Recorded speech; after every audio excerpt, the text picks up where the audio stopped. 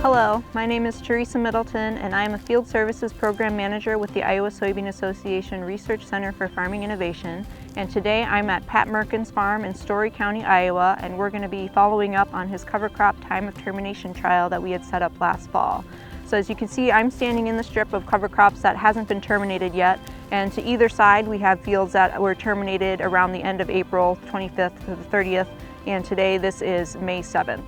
So one part of this project is going to be to measure cover crop biomass differences between that which was terminated earlier around end of April and the cover crop that's going to be growing later into the season. So in order to do that, I use a 1/2 meter by 1/2 meter PVC quadrat, and I'll be basically cutting all of the cover crop within the quadrat down to the soil surface like this.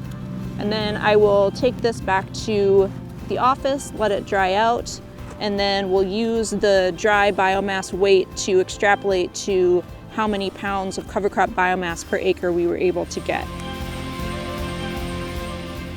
This next thing that I'm going to do is called a penetrometer, and this is a tool that measures the soil resistance as you push it down through the soil profile. And that gives you a good idea of what the soil structure is like and what the water infiltration capacity is going to be. So ideally we would want less resistance if possible, and that's what we're expecting to see in the areas where the cover crop biomass was able to grow a little taller. Those roots are also growing a little deeper and helping to break up any compaction that might be present. So here we go. I'm just going to set this at the tip of the soil, push start, and then we'll push down into the ground. And we typically try to go down about 18 inches into the soil.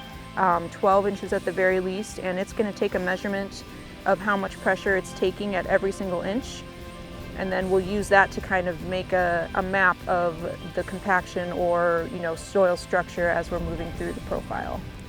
The last thing I'm going to do here today is take a few soil samples to look at nitrate nitrogen and ammonium nitrogen. We want to try to gauge the nitrogen dynamics that are going on here. Hopefully the treatment with more cover crop biomass is going to be holding on to a little bit more of the nitrogen in the system and preventing it from leaching, and then later as that cover crop breaks down, it'll become available to the crop later on. So that's what we're going to do now. We'll take a 12-inch soil core,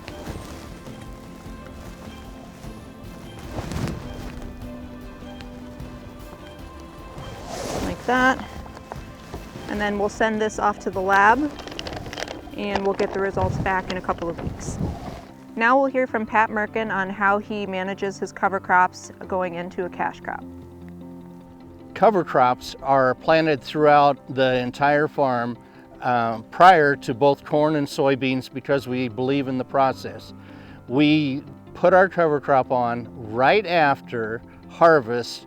We modified our tillage procedures in the fall so that we chopped the stalks and we disc them lightly after the cover crop seed is installed, so we give the cover crop a nice soil seed bed and a high ratio of seed to contact in the soil. Our termination practices are quite simple. We terminate the cover crop by a tillage operation approximately 24 hours before planting. That is the only operation done prior to planting where we use no-till coulters at that point in time. One of our main goals was to reduce the amount of nitrogen per acre that we put on.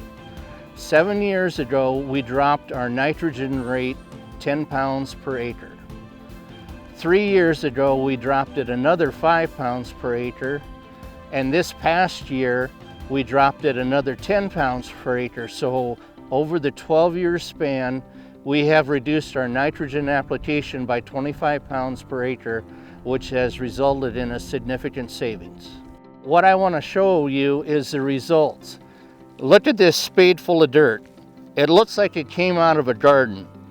And that's my goal for all 240 acres that I farm, is to continue with cover crops, continue with the very, very strong composition of organic matter in the soil, and to continue with the growing of plants to control and retain all the nitrogen possible. So that's going to be it for today. Thanks so much to Pat for letting us walk through this trial with everybody. We'll be back to revisit this plot again after harvest time to see if there was any yield differences between the treatments, and we'll also go over the results of the soil test that we took here today. So thanks for watching.